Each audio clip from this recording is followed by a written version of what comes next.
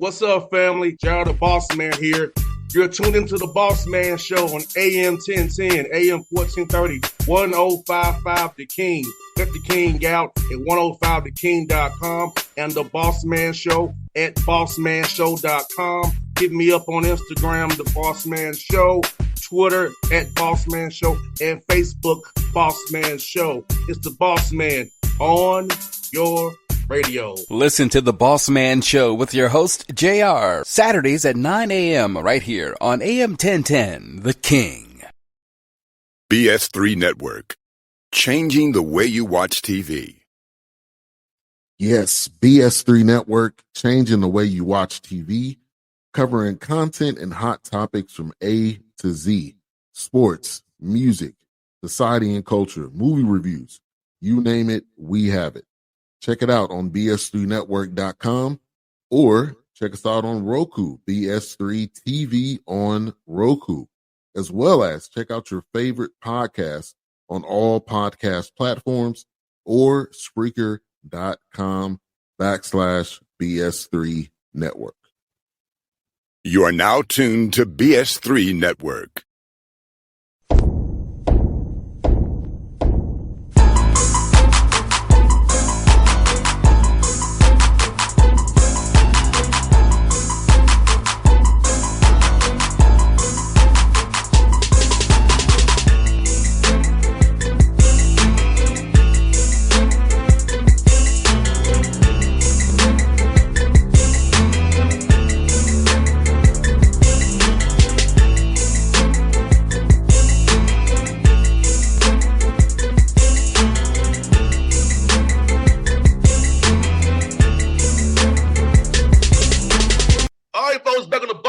Show, friend of the show, Cuonzo Martin, Missouri State Bears, doing big things in this Conference USA now. So, Coach Martin, good to see you, man. How you doing, brother? Great, boss. How you doing, man?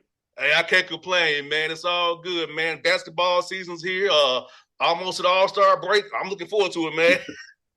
Yeah, man. Life is good on my end. My family, health, everybody's happy. You're pushing forward. No doubt, Coach, man. Let me ask you, man, you're 39 on the year. Your guys rebounding from a tough non-conference, going 6-5. It wasn't what you wanted, but it's good to be winning, doing it down that way. But talk about your team, your resiliency and their resolve as you're jumping to see USA play now. It just, we started out, I would say slow, but you had key guys out. Guys that you thought, at least two guys you thought would be starters for you. They were out for a while. So we was trying to nurture those young guys, those new guys, as you gel. And then once we got healthy, got in conference play, and really got healthy to start the road and playing some really good basketball, playing a level of grit, a level of confidence. And the biggest thing, the focus, the proposal, the togetherness, those are all the keys, man. And we have guys, we have three guys, I think, all these guys right now. Could be our first team, all these guys. No doubt, Coach Moore. I'm going to ask you about this, man, with the way the NIL is, the portal is now, man. About trying to find young men in your recruiting process that really are about the right things and really still about team, being an everyday guy, having good work habits, not having that disease of me. Want to be about a brotherhood and a team, not just about what my next stop is and not having their feet where they are right now. That is probably the hardest part in terms of what we look for, because again, you don't know that. You can watch a guy, you can watch his high school team play, his junior college, and also when guys transfer in the portal, you didn't really watch them much. So now you got to go off footage and film of what people say.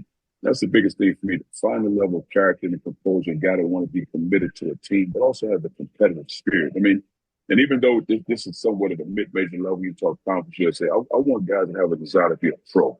And what is a pro? The NBA, a pro international, that means he's hungry for something. And there's nothing wrong with getting money. I wish every player can get $1 million a piece. Whatever amount of money they can get, great.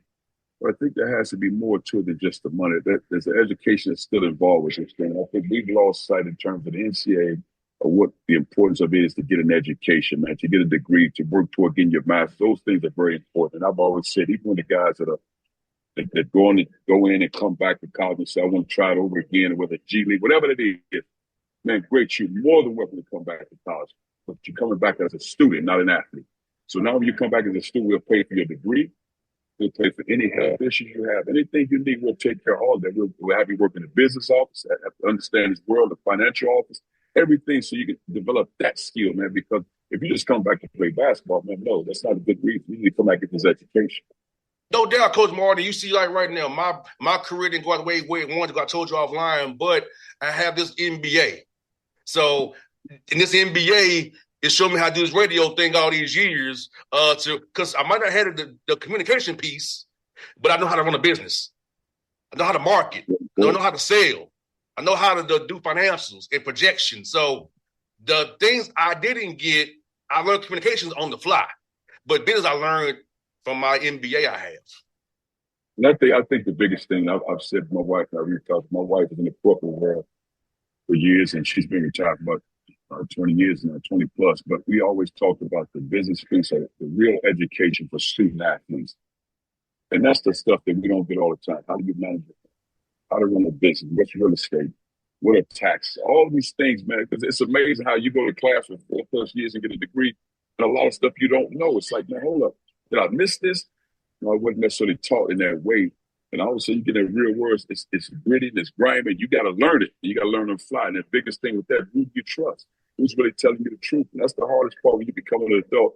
Who I trust, and who can I get sound information from? And that's the scary part for these student athletes when they leave college. No doubt, Coach Martin, you're right, because I didn't get financial literacy at Tennessee State. I was the stupid kid, Coach Martin, that went to Sassoon Center and got 9 credit cards in one day. All for a free T-shirt and pizza. I was that stupid kid, Coach Martin. It just, by the grace of God, I never got a credit card in college. And again, back then, between 1992 and 95, we were on scholarship, and scholarship only covered everything it was supposed to cover. It wasn't as if I had $3 or $5 in my pocket. So you had the bare minimums, and you were surviving. So it's a blessing to see these student athletes get rewarded for their athletic abilities. I just wish we could find a way where it said you can play 5 years, you got 5 years to play 4. And if you transfer, you get one time to transfer anywhere, however you want to do it. Not that you got to sit out a calendar year like it used to be. There has to be a level of consistency. And again, I go back to the fact that the education is still very important. And most athletes figure that out when they leave college. No doubt, 100%, Coach Martin. I'm a living, breathing testament to that right now, as we talked about. And Coach Martin, your guys, man, I'm watching them play, man. I really like their basketball IQ. And talk about that piece as well. Finding young men who has the right basketball IQ to make the right play defensively and offensively, and know just in the moment what is the right next play to make? Because sometimes guys predetermine their reads, which is, I both know it's terrible, but having guys who let the game come to them and just make the right read and see what they have to see and then go from good to a great shot. Well, I think the biggest thing is how do you teach, first of all, starting in June, we started June 2nd or 3rd, whatever that Monday is or was. We talk about togetherness. What does that mean to be together? What does it mean to be a good teammate? What do you mean to sacrifice? We get all these definitions, what it means to have commitment, dedication, all these things. And then the culmination says, here's my goal as a player. How can I be the best version of me? And what that means, play to your strength, whatever your strengths are. So I've always been a guy that really worked myself into being a good player, understanding angles, how to use my hips, my shoulder, and shot fake, drive the ball. Because it's a simple game when you're a student of the game. You rep things out so much. So what we try to teach is sometimes we'll go 5-on-4, there's 4 offensive guys, 5 on defense, 5-on-6. Just put a lot of different situations. So what that means, I got to be strong with the ball. I got to be able to make good decisions. I got to focus on what's in front of me. And I got to watch film. And I got to study the game, because I always try to tell the guys, take practice, film study to the court. Practice, film study to the court, and you rep it out. And that's when the game slows down for you. We just try to spend a lot of time, man, on putting them in adverse situations, putting them in disadvantages, to force them to make good decisions. And ultimately, for me, it translates in life. And I put both of those hand in hand. Whatever we do in the court, man, it's really going to help you 10, 20 years down the road in life. And Coach Martin, I was going to tell you this. You said something that stuck in my mind, because Antonio Lane, who played at Duke, was assistant coach with the Hawks, who works with our bigs, talking about our bigs, that the most simple thing you can do is have the right screen angle for a shooter. Because, yes, we might get a great 3, but your screening angle, how you screen in space on the backside, helps get us that good 3. And talk about getting guys to understand, bigs especially, understand how important that screening is, how important that cutting is, how much that spacing is to get you those great shots that you want to get offensively, and be able to get back in central defense and be able to clamp down on people. It's a great question. I think it first comes down to, coach, what do you emphasize and what's important to you as a coach? I've always been about togetherness. Like my college teammate, Glenn Robson, no one picked a 94th drive. Elite level time, could score the ball, do all those things. But he's an unselfish player. but he's an elite level scorer. Last guy I think at college scored 30 and 10. But what we talk about as a team, even back then as players, let's make sure you get what he's supposed to get. So we got to become good screeners, good passes, put him in positions. Now all of a sudden, when a double team comes in, be ready to shoot the ball, be ready to drive the ball. Two guys on a big guy, be ready to backside, offensive rebound. All these things matter. How to set good screens to get them open. Because think about it, you have one or two guys helping around him the whole night. So now when I became a coach, is how do you put guys in position to be successful? The most important thing in there, because you can have a style and a philosophy of what you want to do as a coach. But you got to get that man to believe, that young man to believe in, this is what I need you to do in order for us to be successful as a team. Now, that might be uncomfortable for guys sometimes, because I remember when I was in college, I played for Coach Katie. I worked on my three-point shot a lot as a sophomore, and I was 0 for 6 from the field, and I make our first 10 games. So he told me to stop shooting threes for the whole year. So I never shot another in the whole season. Now, that can be very tough for a young guy to deal with. A coach said, just stop shooting threes for the whole season. It's probably 25 more games. Well, he didn't say stop being a good player. He just said stop shooting threes. So I had to have enough in me to put my pride to the side and do what's best for our team and still do other things. I think nowadays with the young student athletes, that's a hard thing for them to grasp and receive. It's like you're attacking me.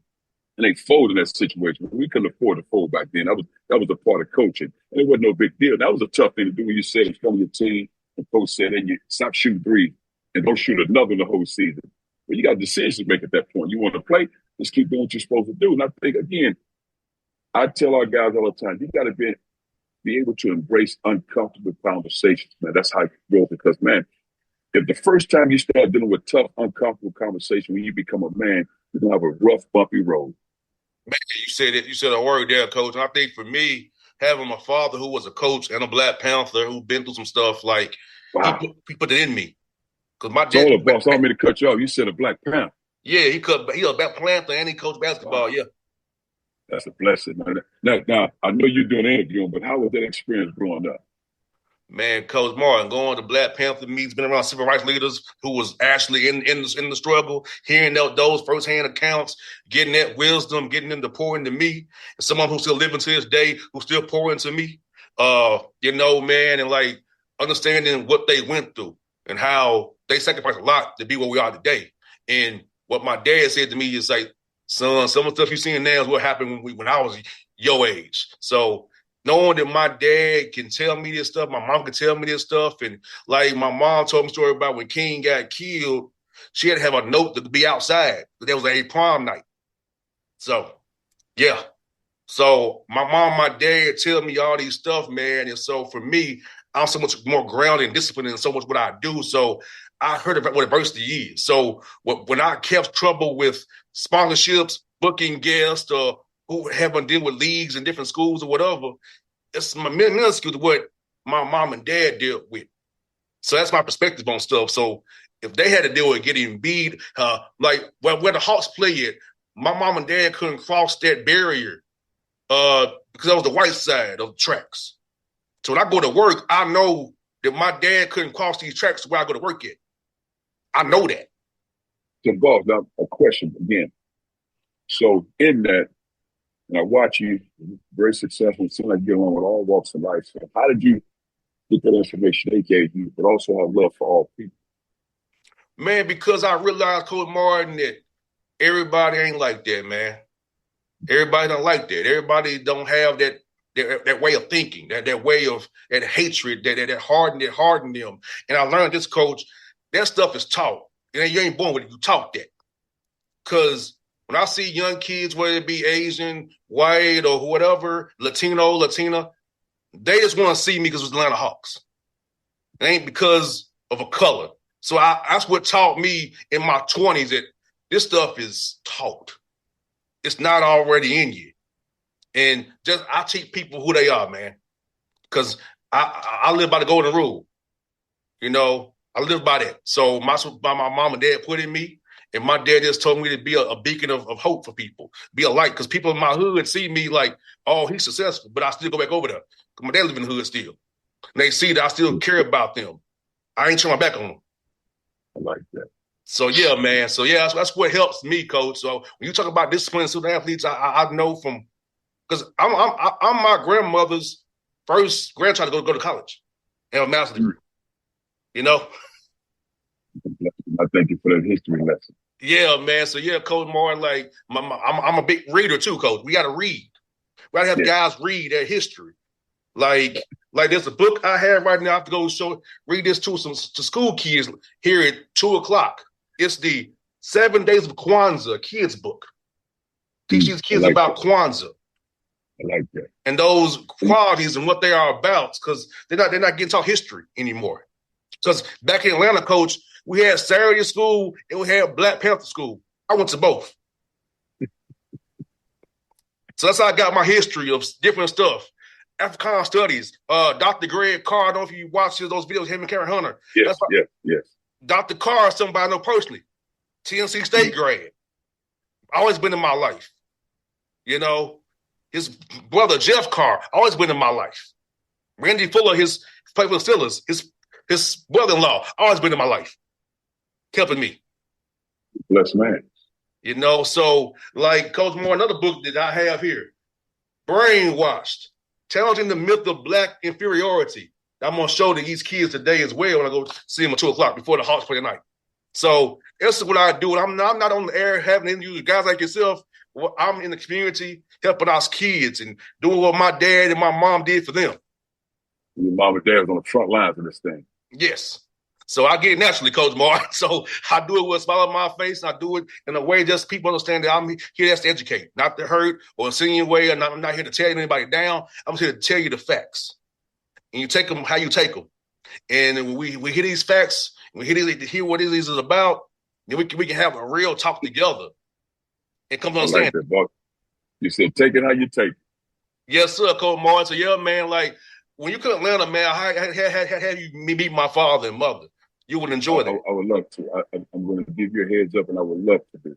Because the history you will hear will blow your mind. Wow. I would love that, man. I spend a lot of time when I talk to elders, man, just about the history, just to be a student of it, to be appreciative, and always to remain humble. Because again, I'm well aware of what came before me, who came before. My grandmother passed at 103 years old, man. So. And she was from Arkansas. So, man, I appreciate everything that life has to offer, and I don't take anything for granted. And Coach Martin, before you wrap up here, I want to tell you, I'm going to give you some trivia. You may know or you may not. Martin Luther King's real name is Michael King. That's his real name. No. They call him Mike in the hood. I need to step my history up. Yeah. His real name is Michael King. Wow. His father was revered from the Lutheran Church. Martin Luther gave him that name. Yeah, okay. But his real name is Michael King. And Morehouse really used to be called, Coach, Atlanta Baptist College. Yeah. The lesson, I appreciate the lesson. Yeah, man. So that comes right from my father, who told me. Yeah, so that's like what I'm on with, Coach. Always. I like that. I appreciate it, man. This has been a valuable lesson and learning lesson for me on the Zoom call. Yes, sir. Coach Moore, like, hey, sir, it's big, as my dad always says to me, Coach Moore, sometimes it's bigger than basketball. I believe that without a doubt. We didn't play it. This wasn't playing, but we went. It didn't happen. So he always I believe that without a doubt. Yeah, Coach Martin said, yeah, man, like you said, Coach Martin, like I said, I wish you all the best, my brother. And like I said, man, I keep doing your thing, man. I hope I can get to Huntsville and see you all play in the tournament, hopefully, because we have a few days off in between there. So if I can see you all play, man. If you don't get to Huntsville, I'm definitely going to, when I get to Atlanta, I'm going to connect with you, man. I want to meet your parents. No doubt, folks. This has been a special interview with Cuonzo Martin. We ain't playing this way, but it happened. It's in basketball. So, Coach Martin, thank you always for your time, brother. Hey, boss, thank you. Have a great day. You too. Take care. All right. BS3 Network, changing the way you watch TV. Yes, BS3 Network, changing the way you watch TV, covering content and hot topics from A to Z, sports, music, society and culture, movie reviews, you name it, we have it. Check it out on bs3network.com or check us out on Roku, BS3 TV on Roku, as well as check out your favorite podcast on all podcast platforms or Spreaker facebook.com/BS3 Network. You are now tuned to BS3 Network. What's up, family? Gerald the Bossman here. You're tuned into the Bossman Show on AM 1010, AM 1430, 1055 The King. Let the King out at 105theking.com and the Bossman Show at bossmanshow.com. Hit me up on Instagram, The Bossman Show, Twitter at Bossman Show, and Facebook, Bossman Show. It's the Bossman on your radio. Listen to The Bossman Show with your host, JR, Saturdays at 9 a.m. right here on AM 1010, The King.